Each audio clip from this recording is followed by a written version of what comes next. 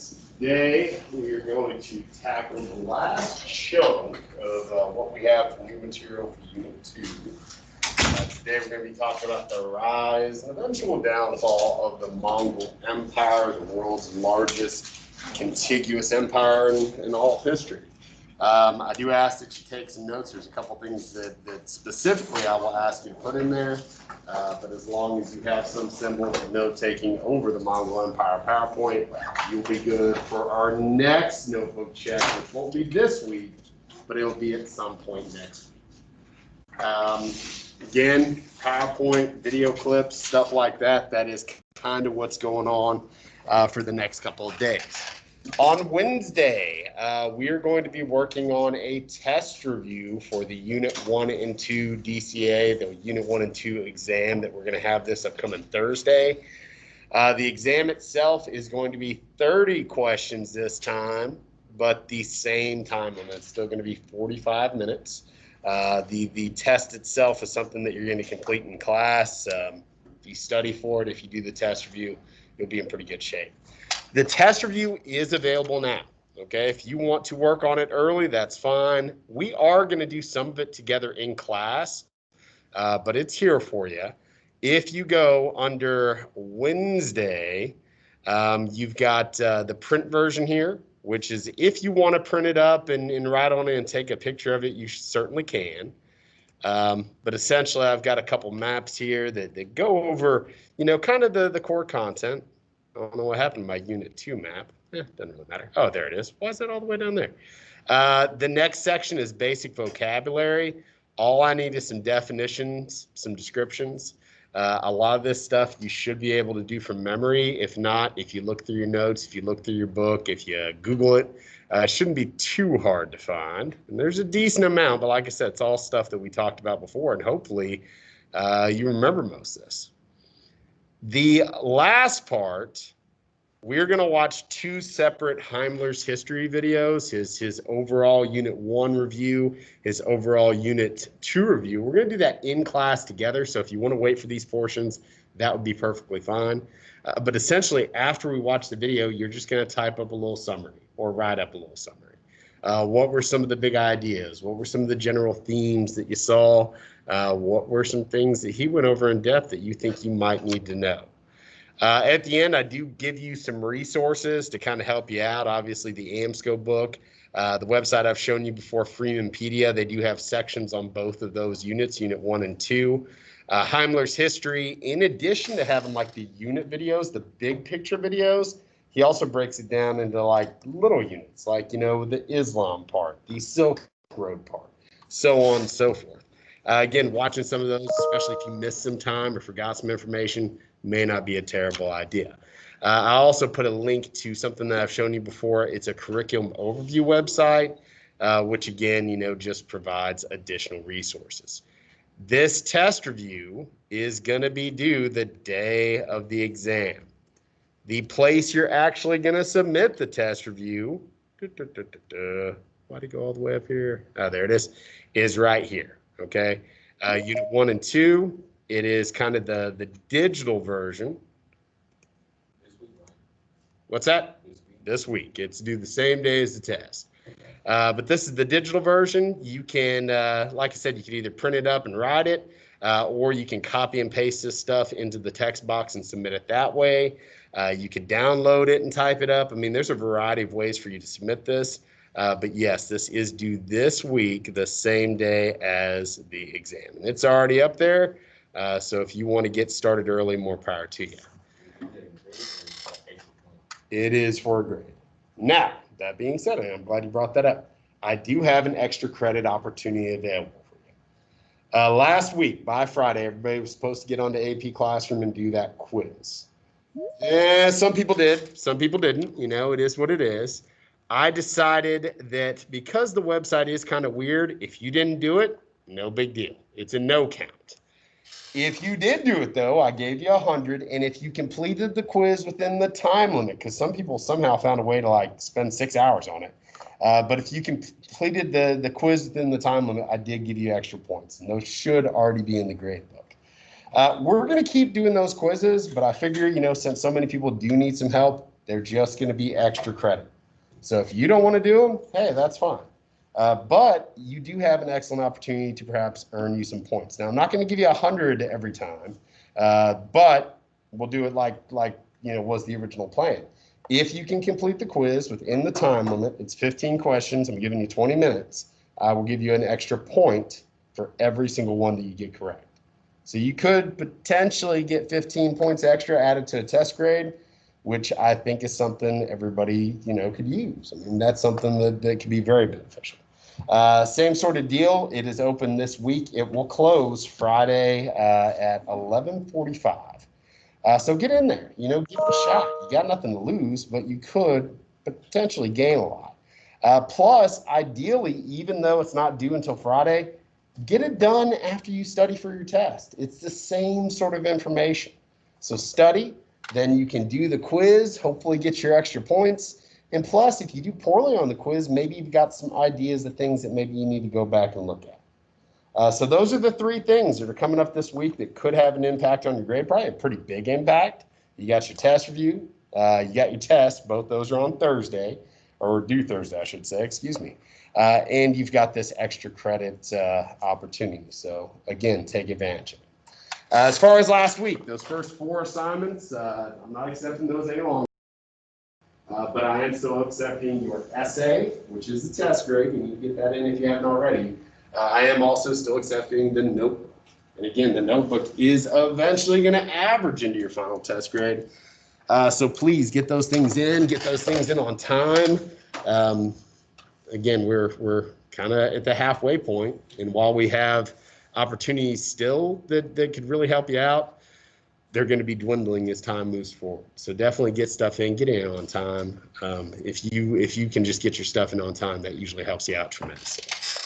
So, any questions about all the stuff I just went over? Okay. Well, let's get out those notebooks. Let's get started. Let's talk about the Mongol Empire, its rise, its fall. Like I said, the largest contiguous empire in all of human history. Have you guys ever heard of the Mongols? Okay, what have you heard about them? What do you know about them? You can just start shouting stuff out. You don't have to raise your hand. Okay, Genghis Khan. Okay, that's a statue there that they took a picture of Genghis Khan. Genghis Khan was not actually the guy's name. That is a title, which essentially means something akin to ruler of all, king of kings. He is the great Khan, the great king, essentially. His actual name was Temujin. So you know Genghis Khan. What else do you guys know about these guys? They're kind of infamous.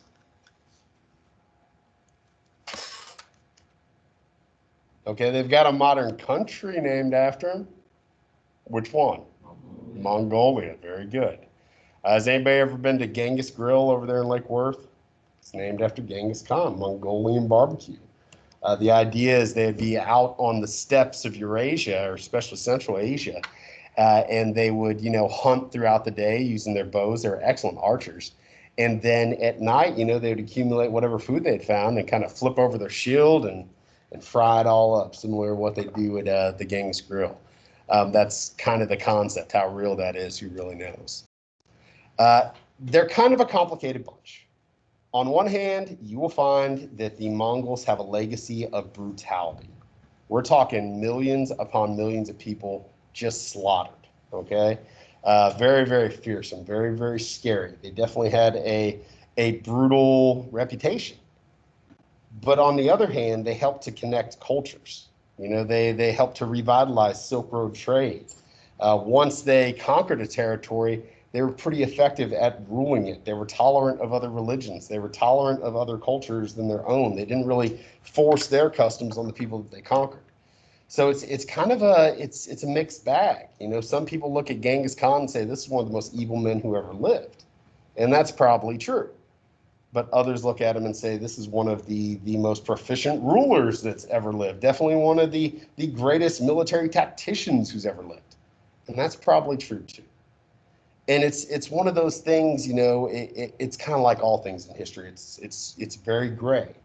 It's hard to really say completely bad or completely good. I'll kind of leave it up to you to draw your own conclusions. But in Mongolia, as you guys are going to see, he's seen the same light as we look at people like George Washington and Abraham Lincoln. I mean, he is the founder of the nation. And it's just, it's very much a matter of perspective, I guess is what I'm trying to say. So let's learn about these guys, Genghis Khan specifically, how this whole thing started, and we'll be working on the Mongols today and tomorrow. Now, the first slide here, I've got some quotes about the Mongols. Okay, one's a quote about the Mongols from someone who probably never had he didn't have any direct contact with the Mongols. This is just based on the stories he heard. And then the other one is actually a quote from Genghis Khan himself. Now, as I read these, I want you to draw some conclusions. What sort of opinions would you have about the Mongols just hearing stories like these? The first one comes from a guy named Matthew Paris. He's a European, never had any direct contact with the Mongols, never witnessed anything the Mongols did, but he heard stories. Stories definitely spread like wildfire. Swarming like locusts over the face of the earth, they, the Mongols, have brought terrible devastation to the eastern parts of Europe, laying it waste with fire and carnage. After having passed through the land of the Saracens, which is kind of a regional nickname for Muslims, they have razed cities, cut down forests, overthrown fortresses, pulled up vines, destroyed gardens, killed townspeople and peasants. Do they sound like nice people? No. They sound scary. Here's a quote from Genghis Khan. And again, you got to take it all with a grain of salt. But supposedly he said this or something like this. So somebody had asked him, hey, Genghis Khan. Sure, they said it just like that. Hey, Genghis Khan or Temujin, what do you really value in life? What's best in life? What brings you joy? So he thinks about it and he says, what is best in life? To crush your enemies, see them driven before you, to rob them of their wealth, to see those dear to them bathed in tears, to ride their horses and clasp to your chest their wives and daughters.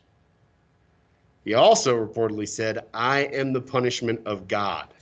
If you had not committed great sins, God would not have sent a punishment like me upon you. So they've got a bad reputation. And as Genghis Khan here is saying, maybe he did things to perpetuate that reputation of being just savage and barbarous. Can you guys think of any examples or any I don't know, benefits of having a scary reputation? Like, let's say there's a kid here at school who's just got the reputation for being the baddest kid around, beats the crap out of anybody that even looks at him funny. Is there any benefit to having a reputation like this? Are there any situations where you would want a reputation like this, where maybe you would actively work to spread and build a reputation like this? Think about it.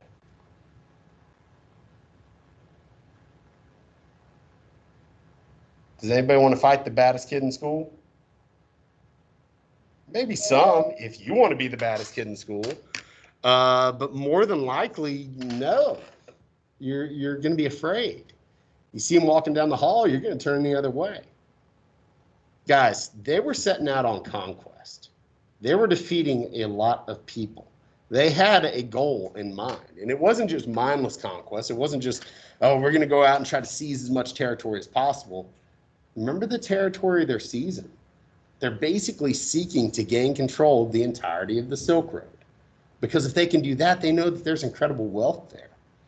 We've talked about that time and time again. If you are an empire or a state that controls part or all of a trade route, man, you're going to get filthy rich off of it. So knowing that they had a lot of people to subdue, a lot of territory to take over, guys, they knew that if they had this very vicious, this very barbaric reputation, that people were going to be in fear. And when you hear the Mongols are coming, you can fight, maybe. Or maybe, just maybe, it'd be better just to give up before the fighting starts. Now, we'll talk about it. They did go in and slaughter whole towns and do terrible things. But really, especially after a few years of conquest, more often than not, people would give up before they ever got there. And that's part of it, okay? Psychological warfare. This is something Genghis Khan and the Mongols were really good at, in addition to, actual warfare. Mongols come from Central Asia, near the Gobi Desert, really just to the north of China. Mongolia, as it will eventually be known, at that point it was just kind of the Asian steppes, not an easy place to live. I mean, look at that. This is modern Mongolia. And it's not that they don't have cities, they do. But you're looking at some people there still living in very similar ways. The Mongols, and this is worth knowing, they are nomadic hunter-gatherers. They're pastoralists. They do herd animals, they roam from place to place, they live off the land. Because, typically before these conquests, the Mongols didn't really have permanent homes. They lived in these sort of domiciles, which even to this day, they're called yurts, which is, basically just a really big tent that they can, after they've subdued an area and they've decided to move on, they can pack up their belongings. They can, go on their way.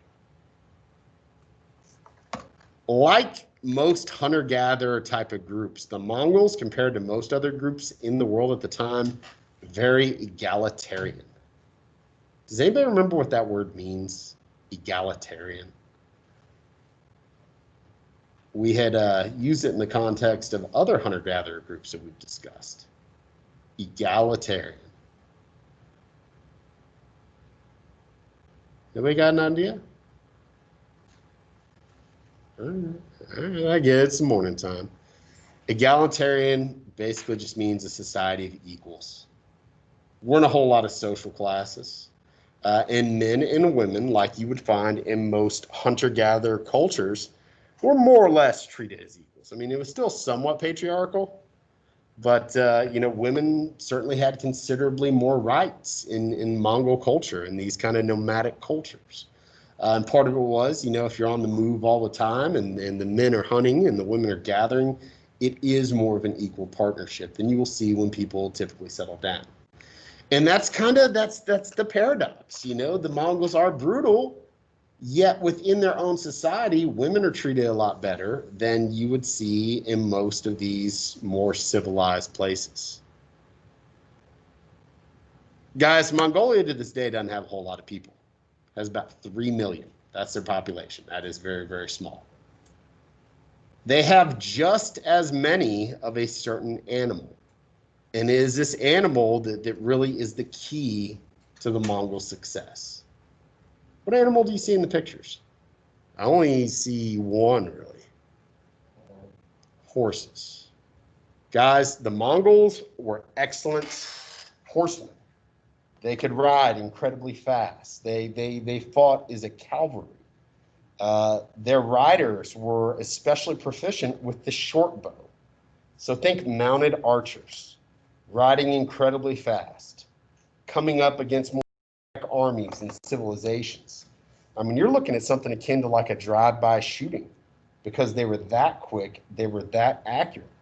And even though their armies were never like especially large, using this basic tactic, this basic model of warfare, quick attacks, surprise, diversionary techniques, mounted archery, they were able to create a very, very large empire, the largest contiguous empire in human history, in less than 100 years. That's pretty darn amazing. And part of their skills, part of their toughness comes from where they're from. This is a hard place to live. Hard to plant crops, so you don't.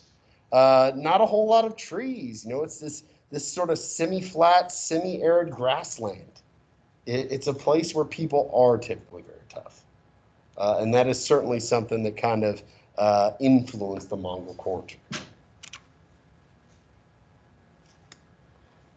Now we'll see if this works, but I've got like a little, it's not so much a video, it's just an animation.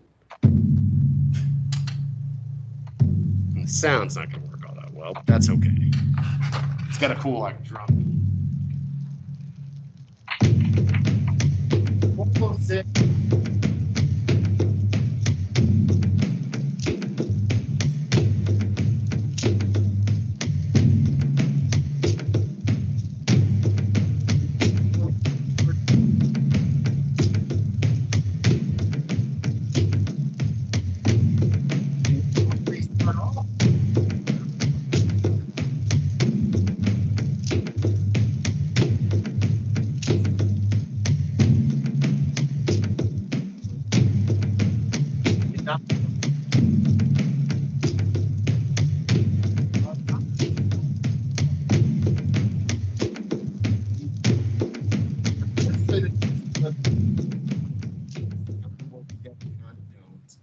And after that, yeah, they do fall apart because they never really had a clear plan of succession in a lot of cases. But there for a while, guys, I mean, everybody was afraid of them. They were taking over everything they laid their eyes on. Very few times were ever really defeated in battle. And, you know, because of that, you know, they go down in history. But please don't forget the why. Why are they doing it? And it all goes down to the Silk Road. I would definitely write that down, Silk Road. Again, in the 1200s, the Silk Road was still around, but most of the trade had actually shifted to the Indian Ocean. But the Silk Road still had value. It was a trade network. Lots of different groups were connected. And the Mongols, you know, living in relative poverty, you know, on the Eurasian steppes, they could see these civilizations around them, like the Chinese, getting filthy rich. And they wanted a piece of the pie. They wanted the whole pie for themselves. And under the leadership of Genghis Khan, that's what they went out and did. So one of the things that I'd like you to do, and honestly, if you do this, you could probably fill out the rest of your notes just based on this. I'd like you to create a T-chart, because that's going to be one of the things that we kind of argue throughout the rest of the day and tomorrow. You know, the Mongols, they did some really terrible things. They also did some things that were good for a lot of people, created a lot of peace and stability in the aftermath of their conquests. So the T-chart I would like you to create is positive and negative impacts. You know, I would like us throughout our presentation, throughout the videos, to kind of try to get a sense, you know, the impact of the Mongols in general. Was it more good? Was it more bad? Probably going to be a little bit of both, but still, you know, how you kind of see it is very much depending on your own point of view. So positive, negative impact, you can actually do just a little T. So let's talk about the origins. And again, it does very much start with this one man, Genghis Khan. In 1162, a child was born to a tribal chief on the Asian steppes in what is today Mongolia. Legend says that the child was born grasping a blood clot in his fist, an omen that he was destined to become a great warrior. Anytime you see legend says, means who really knows? Somebody probably just made it up because it sounded cool. But who knows? You know, maybe you know he was destined for greater things. It's really kind of hard for us to tell. As I said, his name was not Genghis Khan. His name was simply Temujin, which essentially translates into of iron. You know, he was a strong man. He was going to be a strong man. That's certainly at least what his father and his family envisioned for him. He would eventually be known, though, as Genghis Khan, or ruler of all. During this time, much of Central Asia was filled with a loose collection of nomadic pastoral tribes. Guys, it wasn't just the Mongols up there. You had the Tatars, you had the Jurchens, you had all sorts of different nomadic groups that kind of roamed around in this general area. Now, they would all eventually combine to kind of form what we call the Mongols, but the true Mongol clan kind of starts with his group and then expands. But different nomadic hunter-gatherer civilizations that are struggling to survive, that raid some of the sedentary civilizations, but not really unified. He's the guy that changes that. Temujin's ultimate goal would be to unite these various tribes under his leadership. As such, he spent the early decades of his life creating a series of tribal alliances and defeating neighboring groups one by one. I mean, after he proved himself a charismatic and strong leader, a capable warrior, he built alliances. He married off members of his tribe to members of other tribes, you know, members of his family to other powerful families. Guys, historically, that's one of the main ways people have built alliances. They have literally joined their families through pacts of marriage. Throughout his life, he gained a reputation as a fierce warrior, a ruthless adversary, and an inspiring leader. Jealous of neighboring civilizations who had grown wealthy from Silk Road trade, Temujin organized a meeting of the steppes, many nomadic tribes, a Kurultai. In 1206, Temujin was elected Khan of the Mongols and soon set out on conquest. Again, he didn't seize power. I mean, he kind of did, but he united these different tribes under his leadership, and they elected him. It was kind of crazy at the Kurultai. They would all ride their horses up, and people would essentially campaign for leaderships. And the loudest person with horses trampling on the ground, that's how they got that job. Yes, ma'am. Attendance? I'm not the sub. Teacher. That's what I thought. Okay, attendance from when? It's when you just up and down, which is really confusing because you're here. Oh, Miss Haney? Then you said, Yeah. Teacher on the 600 call for your girls mystery. And she wants my attendance? Yeah, but I think she thought you had a sub, which is why she said no. Yeah, tell her I'm here and just to email me. Okay. Yeah, now I'm confused. Okay, so he takes over, and he's elected. He's chosen because he sees them on this stream. Hello? Oh, sorry. Yeah, turn off your mic, man. He sells them on the stream, and that's how he gets leadership, which, again, you don't see a whole lot in history. We're still living in a time period where power is usually passed down from father to son, but this is a situation in which, he inspired the people enough to select him to lead them. One of the reasons people were so loyal to him was he used something called meritocracy. And this is a word we've talked about before. Does anybody know what a meritocracy is? Or to earn something based on your merit? Okay, say it loud. That is a type of meritocracy, yes. But the concept's the same. So you're right. The Chinese, we talked about under Confucianism. They gave people jobs based on how they did on a civil service test. It wasn't because of their last name. It wasn't based on where they were in society. It was based on what they earned. Well, the broader system of meritocracy is you promote people because they're good at their job, because they have proven themselves. I know this seems like common sense, but that's not how most of history's been. It's, oh, well, we're going to give you this leadership position because you're a nobleman, or we're going to promote you because of who your dad was. Here he's building an army. He's building a following based on what people earn, what they're actually capable of doing. And that, again, is somewhat unique. And when you actually reward people for doing a good job, it's going to ensure that they're loyal to you. And that is one of the things that made him a highly effective leader. He had the loyalty of his soldiers.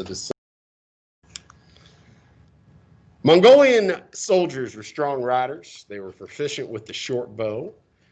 They were highly disciplined groups, broke into heavy and light cavalry, and they overwhelmed their enemies using speed, surprise, and strategy. When coming upon an enemy settlement, Genghis Khan would send a small group ahead to ask for surrender. If they surrendered, they were usually treated fairly well.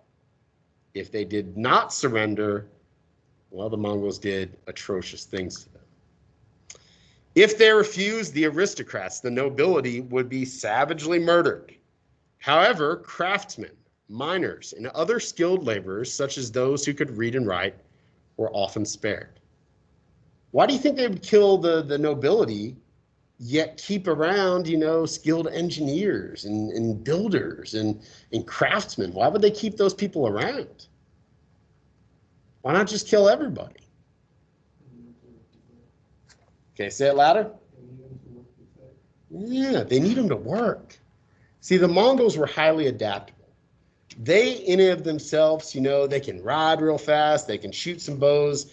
They were highly disciplined, but they were never really technologically advanced on their own. But as they came across these different groups of people that had new weapons, that had new technology, who had new abilities, people that had skills, they would keep those people alive and they would incorporate them into their ranks. The whole idea, you're saying, hey, you're of use to me. We're not going to just murder you. Now, the nobility, your leadership, we're going to murder them in the most savage ways possible because we want to scare the crap out of everybody else. But if you have use to us, we will keep you around. And that's another key to their success. I mean, they took the best of what societies had to offer and they incorporated it into their own ways of doing things. Here you have some historical paintings. This is Genghis Khan becoming Genghis Khan, being crowned. Again, you know, you see Mongol depictions of warfare. You're going to see horses. You're going to see the bows. But you may also see siege weapons and cannons and things like that because those are technologies that they adapted from the people that they conquered. Genghis Khan and his army quickly earned a terrifying reputation. The Mongols routinely slaughtered the entire population of cities that did not surrender or offended him. We're talking murdering everybody and everything. However, he also frequently absorbed citizens with useful skills and utilized the military techniques that were practiced by his enemies: siege weapons, portable towers, catapults, gunpowder. Probably the first army to heavily use cannons, even though it's something they didn't necessarily invent. As a ruthless soldier and an excellent strategist, Genghis Khan's empire, or Khanate, that's some good vocab, just a Mongol empire, stretched from the North China Sea, to eastern Persia. Now, we're going to get into the good stuff, you know, as far as, you know, the things that they did, especially after Genghis Khan conquered a territory that, you know, really kind of did make him an effective leader and an effective governor. But I don't want you to lose sight of the fact that Genghis Khan was brutal. The Mongols were brutal. Some of the acts that they committed are some of the most horrible and barbaric acts in human history. So to give you a sense of that, before we get to all the positives, I do have a short video clip. This one I think you guys are going to find very interesting. This is a much longer video. We're just watching a little bit of it. But there's this site, this YouTube channel, Unknown 5, all sorts of crazy stuff. But this video is the 5 most incredible and brutal acts of revenge in human history. Number 1, Genghis Khan and what he did to an empire that we don't really get into. There were in Central Asia, there were a Muslim empire, there were the Khwarezmian empire. But just pay attention to the links he goes to not only, you know, get his revenge, but also, you know, ensure that his legacy, his legend of being incredibly brutal continued to spread. Because again, a lot of these acts, yeah, they were barbaric in and of themselves, but you also got to look for the strategy. I do something this extreme, well, maybe the next time I don't have to do it again. So pay attention. I think you're going to find this interesting because it's insane. Number 1, the Mongol conquest of Khwarezmia. Taking place between 1219 and 1221, the Mongol conquest of Khwarezmia was a bloodbath made even more tragic by the fact that it could have been avoided. The rapid growth of both the Mongol and Khwarezmian empires resulted in both civilizations finding themselves sharing a land border for the first time. Each side knew little of the other. However, it seems as though Genghis Khan had little interest in fighting the Shah of Khwarezmia, with Shah Ala ad-Din Muhammad himself otherwise occupied with his own rivalries in the Islamic world. At this time, the Mongols were engaged in conquests in China in the east, and so it seems unlikely that the Great Khan would have had plans for a second war in the west, at least not until all opposition in China had been quelled. This is especially true when you consider that the Khwarezmid Empire was a significant power in its own right. Spanning the lands around modern-day Iran, the empire was extremely wealthy and fielded a powerful army. Genghis Khan seemed to recognize this fact, even going so far as to offer peace and a trade agreement, and he sent the Shah a message stating, "I am the master of the lands of the rising sun, while you rule those of the setting sun," indicating he believed that the west belonged to the Shah, and the east to the Mongols, and that the two empires and their rulers were equals. Shah Muhammad initially agreed to this treaty, however he remained highly suspicious of these upstart Mongols in the east, and he had received reports of their ruthless and barbaric behavior in China. Unfortunately for Shah Muhammad and his people, the peace would not last. The Mongols sent a trade caravan to the city of Otrar, consisting of 500 merchants and diplomats, in order to further cement ties between the two empires. Just trying to However, in a trade. brazen attempt to line his own pockets, the governor of Otrar made the fatal mistake of arresting the 500 Mongols and seizing their trade goods, justifying his provocative actions by accusing the men of being spies. This act of war was relayed to the Great Khan, who decided to give the Shah a chance to redeem himself and thus prevent a full-scale war. A second delegation was sent by Genghis Khan, this time directly to the Shah himself, demanding that the governor be punished for his actions and the 500 men of the initial trade caravan be returned unharmed. Shah Muhammad's response would not only seal his own fate, but also doom millions of his own countrymen to death and result in the complete destruction of his empire. In what must go down as one of the gravest errors of judgment of all time, the Shah beheaded the Muslim interpreter sent by the Khan, shaved off the beards of the 2 Mongol diplomats accompanying him, and executed the 500 prisoners from the seized trade caravan. After all, what threat could these savages from the east, who live in felt huts, possibly pose to the mighty Khwarezmid Empire? In the face of such provocation, there could be only one response. The Shah and his people were about to experience the wrath of the Mongols in a war of revenge which would become legendary for its sheer brutality. In 1219, as many as 100,000 Mongols invaded, tasked with hunting down the Shah and destroying his armies, which numbered as many as 400,000. The Mongols split their army into 2. One army was given the task of destroying any and all resistance, while the other was sent to hunt down and execute the Shah himself, forcing him to flee for his life in his own lands, no doubt leaving the man humiliated and enraged. What followed in the following 2 years was a terrifying glimpse into the Mongol operations that would be unleashed on many other areas of the world. By the fall of 1219, Genghis Khan had arrived at the city of Otrar, ready to extract revenge upon the greedy governor whose actions had caused the war. After a 5-month siege, the Mongols finally captured the city, killing many of its inhabitants and enslaving those that they spared. The governor who had so desired wealth was publicly executed by having molten silver poured into his eyes and ears, a brutal but perhaps fitting end for a man whose lust for silver had doomed millions to death. At the siege of Bukhara, huge numbers of civilians were executed, enslaved, or drafted into the Mongol army. At the Khwarezmi capital of Samarkand, the Khan attacked, using prisoners captured from previous cities as meat shields to protect his own soldiers from missile fire, killing as many as 50,000 defenders in the ensuing battle.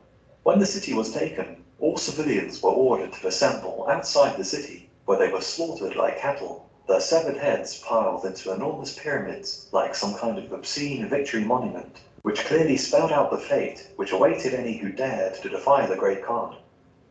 Similar grisly scenes were repeated at cities all over the empire, most infamously at Urgench, where it was reported that 50,000 Mongol soldiers were given the task of executing 24 citizens each, which, if accurate, would have meant that 1.2 million civilians were murdered in a single massacre of unimaginable proportions.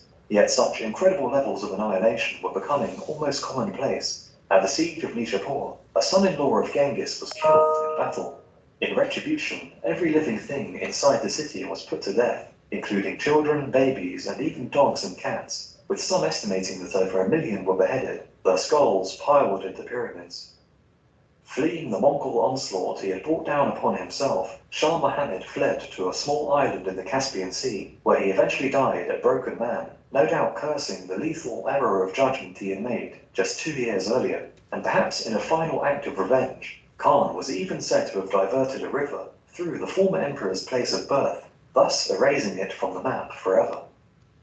By the time the war had ended, the Khwarezmid Empire lay in ruins, with as many as 4 million dead, and the Mongols' path to the Middle East and Europe now open, ensuring that millions more would suffer in conquests yet to come. So those are my choices for 5 of the most I mean, when you divert a river to wash away somebody's, birthplace, probably where a lot of his family still live, just to erase it from history. That's pretty extreme. That is definitely to a different level of revenge. So again, we're going to talk about some good stuff. The Mongols did some good stuff. But don't forget about the bad, because there's an awful lot of bad there. Some of the most heinous and evil acts ever committed. Now, the thing is about the Mongols, and especially about Genghis Khan, once they subdued an area, he was an effective ruler. He was a relatively tolerant ruler. The period of Eurasian history between 13th and 14th century is often called the Pax Mongolica, or the Mongol Peace. I would definitely have that term down, the Pax Mongolica. Genghis Khan established the capital of his empire at Karakorum, near the center of modern Mongolia. He consulted with scholars of Chinese and Islamic traditions to help construct the city and establish his government. He united the empire under a single code of law, the Yasa. Genghis Khan may have been responsible for more new bridges than any ruler in history. Again, like other empires we've talked about, they do things to facilitate trade and travel, and especially considering the fact that, one of the key goals of his conquest was to gain control of Silk Road trade. Obviously investing money in the infrastructure to keep that trade flowing was going to be a big responsibility of his, a big motivation. To keep in contact with the far reaches of his empire, he created a type of Pony Express, except instead of carrying written letters, riders carried oral messages. Although he was a Tengrist, which is essentially an animist, Genghis Khan promoted cultural and religious tolerance throughout the empire. Additionally, the Khan soldiers took charge of protecting the Silk Road, reinvigorating overland trade between Asia, the Middle East, Africa, and Europe. There was a saying that during these days, you could be a trader on the Silk Road, and you could put a gold plate on top of your head and walk for miles and miles, and not a single person would even look at you sideways. That is the benefit for having a reputation for literally slaughtering millions and pouring gold in people's eyeballs and crazy stuff like that. If the Mongols say there's not going to be any crime, there's not going to be any robbery along the Silk Road, there's not going to be any crime along the Silk Road. So they did make it, astoundingly safe. The big thing, though, religious tolerance, and that's a big thing, guys. During the same time period, we've got, the Crusades, where European Christians are fighting Middle Eastern Muslims. And in the Muslim areas, even though, Christians and Jews under certain caliphates could live there, they weren't treated as equals. And people were often compelled to convert, throughout, the history of all these empires. Up to this point, you don't see a whole lot of religious tolerance. You generally, it's going to be greatly to your benefit to convert to the religious beliefs of your leaders. But the Mongols were never really that way. You paid your taxes, you helped keep the Silk Road up and running, you followed this code of law, and they pretty much left you alone. And that's one of the reasons it was the Pax Mongolica. It was a time period in which a lot of good things were going on in the conquered territories. Genghis Khan died while fighting the Tangent Empire south of the Gobi Desert in 1227. Nobody really knows how he died. Okay, some say that he fell from his horse. Some say that he got shot with an arrow and it got infected. But nobody knows exactly where he died or how he died, I should say. And his grave to this day has never been located. From my understanding, a group was selected to go and take his body to an undisclosed location. And when they returned, every member of that group was murdered. That way the secret would be dead forever. And there's been like History Channel specials, looking for Genghis Khan's tomb. But to this day, no one knows where it is. His chosen successor was his third and reportedly favorite son, Ogadai, who was formally elected emperor by the Mongolian chiefs in 1229. Ogadai's skills as a military leader could not compare to his legendary father, but under his leadership, the empire continued to expand into modern-day Georgia, Armenia, and Azerbaijan, as well as capturing land in the Indus River Valley, southern China, and Korea. Over time, though, the empire was split into different khanates under the rule of Genghis Khan's grandsons. Again, it's kind of wild. We oftentimes in the West, and again, this is our perception, and I don't think that's wrong, we look at Genghis Khan kind of as a monster. He's up there with Hitler or Attila the Hun or, some of these other conquerors or madmen who have just slaughtered millions. And that is true. But before Genghis Khan, there was no Mongolia. There was a group, the Mongols, and they were a small tribe, and they eventually incorporated more and more tribes into their ranks until they were a nation of their own. And you go to Mongolia today, he's not a monster. There's statues of the guy. He's on the money. The airports are named after him. They even got vodka, Genghis Khan vodka. You know, I mean, you don't see that with like Hitler, you know, in Germany. He is someone that they try not to even refer to because there's so much shame connected to that. Yet in Mongolia to this day, Genghis Khan is seen as a legendary figure, the founder of his nation. Tomorrow, we will open up with another video, history versus Genghis Khan. It kind of lays out the good and the bad. You can kind of decide for yourself. I think ultimately, you know, a lot of it is going to be your opinion, but, you know, I think there's some good. I also think there's an awful lot of bad. This is Miss Brown.